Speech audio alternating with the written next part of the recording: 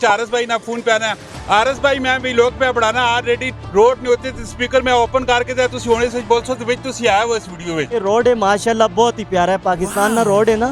बैलियर 2 तो शुरू होना है ते तो टैक्सले तक कुल खड़ा ही खड़ा है। मैसेज एक पैगाम है मेरे प्रभु अगे मैं खाड़ी अभी हाथ लाना अगे सा डिलीवर भी करना है खाड़ी पकड़ के रिक्वेस्ट पे करने कि ना नहीं होते थोड़ा जाना ख्याल रखना गला करसा खरिया साहब सचिया ते सुचिया अस्सलाम वालेकुम वीरो भराओ भैनों के हाले ठीक हो राजी पाजी हो कारबा साहब खैर खरीद सारे तो पहले तो गाली करसा असन इस पेज तुसी फॉलो करके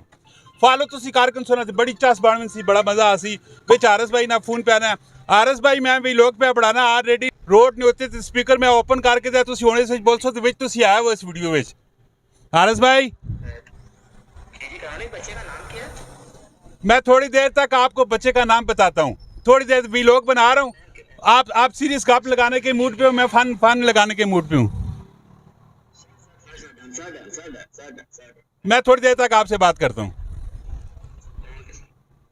जी। माशाल्लाह जी आरएस व्लॉगर ने काफ़ी नामी ग्रामी लाहौर तो उन्होंने विच कॉल आ गई है ये तो एक ऐसा व्लॉग बनाया है कि जड़ा बच्चे ने मुतलक ना तुसा वीडियो वेखी हो सी जड़ा बच्चा तकरीबन 25-26 घंटे पानी में टिका रहा है रात भी सारी दिहाड़ भी सारी और अल्लाह ताला की करामात हुई कि बच्चा सेहतमंद और ठीक ठाक निकल गया। अल्लाह ताला की बड़ी करम नवाजी हुई है अल्लाह ताला ने एक तरह ना मौजा है माशाल्लाह जी। हूँ आने से अपनी मुद्दे ने होते मुद्दा ही वे के रक्शे वाले भरा भी असा ने ऑलरेडी मार्केट में कम पे करने मेहनत मजदूरियाँ पे करने इन बढ़िया प्यार मोहब्बत लिया भी गला करसा थोड़ी जी कड़वी और सख्त भी करसा पूरी वीडियो देखियो बड़ी इंटरेस्टिंग हो सी और अपनी राय भी देनी और इस वीडियो शेयर भी करना है। हूँ इधर आ रहा है सुबह अगली दूसरी साइड आ रहा है दूसरी साइड आ रहा है कोई ऐसा मसला नहीं आजा आजा आजा आजा आजा आजा आजा जी अस्सलाम वालेकुम जी वालेकुम सलाम क्या हाल है भाई ठीक हो? मैं ठीक अल्हम्दुलिल्लाह थे बने कोल पहुंचे जो बहने होने की ना की वीर जी ज़िशान अहमद ज़िशान भाई केड़े इलाके ने हो इसी ने है बैलियर 3 नजे रोड को रैश है मेरी क्या जा काम शाम रखे ना क्या जावे वैसे तो कम ठीक ही है तकरीबन अगर जितनी मेहनत की थी जो ले उतना फल है इस रोड होते रोजाना कितने पैसे सारा खर्चा मर्चा काट के कितने कुछ पैसे बच सही आख सच नहीं गल कर रही मैं भाई कान सा वीर ईमानदारी गल करा तो असल और रक्शे ने खर्चे ने ज़्यादा ठीक है एक तो कम ज़्यादा कढ़ना है ठीक है इसका फ्यूल खर्चा ज़्यादा है तो उस तरह सवारी पैसे नहीं देनी भाई किराए ने मुतलक करो ना अगर 40 रुपये स्टाफ भाई स्टाफ है तो असा कोई 3 पकड़ा देना है कोई 20 पकड़ा देना है भाई इस तरह कमे चलाया ने अगर जे सवारी ठीक तरह किराया देवे तो असी 2500-3000 ने दिहाड़ीदार हाँ अगर जे सवारी किराया सही ना देवे तो फिर असा 1500 1400 1500 1600 1800 इस तरह बच मिलना है यानी कि महीने ना एवरेज तो 50-60-70-80 हज़ार लाख रुपया बच मिलना नहीं तकरीबन 40-45 की गल करो क्योंकि इसने विच कम शम भी ना हूँ 4 बारी मोबाइल चेंज करने महीने विच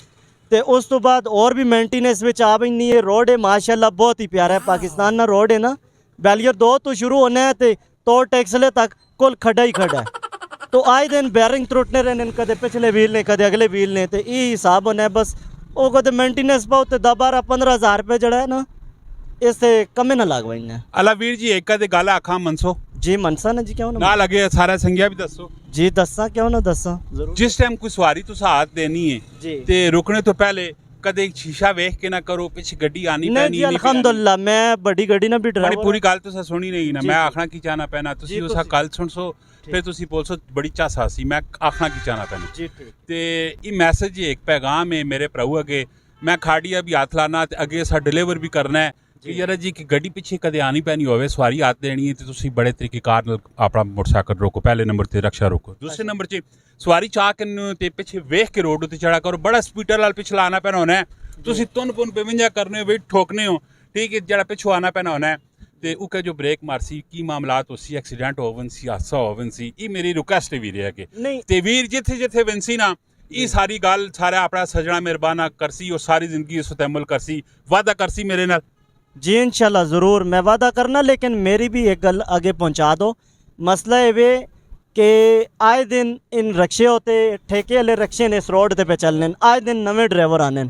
जड़ा पुराना बंदा पे चलना है मैं हूँ 17 तू रक्शे ना पे चलना ठीक है मेरे नाल आज दिन तक कोई भी मोटरसाइकिल वाला या साइकिल वाला कोई ऐसा बंदा नहीं लगे तो अल्हम्दुलिल्लाह अल्लाह अगम भी बचाई रखे तो मैं इस चीज़ नहीं अगे ट्रांसफ़र कर सकते इस गल तो सनी डन हो गया। डन हो गया। तो लेकिन एक पैगाम है कि मोटरसाइकिल वाले भी थोड़ा जिहा ध्यान करना चाहिए। वो मोटरसाइकिल वाले किसी दिहाड़े मैं इंशाल्लाह उन्होंने अगे रिक्वेस्ट करता हूँ के नो ते सख्ती ज़्यादा रिक्शे वाले तो नहीं होनी चाहिए। नहीं सख्ती नहीं भरावो तुसी अस सख्ती नाल ना पे गल करने आ खाड़ी पकड़ के रिक्वेस्ट पे करने आ कि इन्हां ने होते थोड़ा जा ना ख्याल रखना। नहीं इंशाल्लाह ज़रूर इंशाल्लाह 17 तो चलने पे हैं। मैं 22 साल तो इस रोड पे GT रोड पे चलना।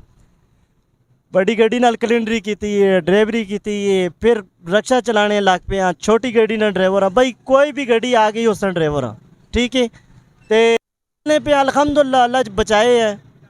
चल रहा निज़ाम माशाल्लाह जी। कोशिश है मेरी कि मोई पहली ते भी ना चढ़ा। बिल्कुल कोई इंसान कोई नहीं चाहना है कि मेरी वजह तो किसी चीज़ें कोई नुकसान पहुँचे, लेकिन मामलात हादसात ये रब की तरफों भी होने एहतियात भी बेताशा किस्म की ज़रूरत होनी है, ज़रूरी होनी है। तो इसी तरह की वीडियो आनी रहनी। तुम असने पेज लाइक करो, फॉलो करो, कमेंट में अपनी राय जरूर देनी है। भराऊ नाल बड़िया दिलचस्प और सोहनिया गल्लां होईयां, हकदाई नाल होईयां। मिलने नेक्स्ट वीडियो अपना बहुत सारा ख्याल रखियो। फी अमान अल्लाह। पाकिस्तान जिंदाबाद।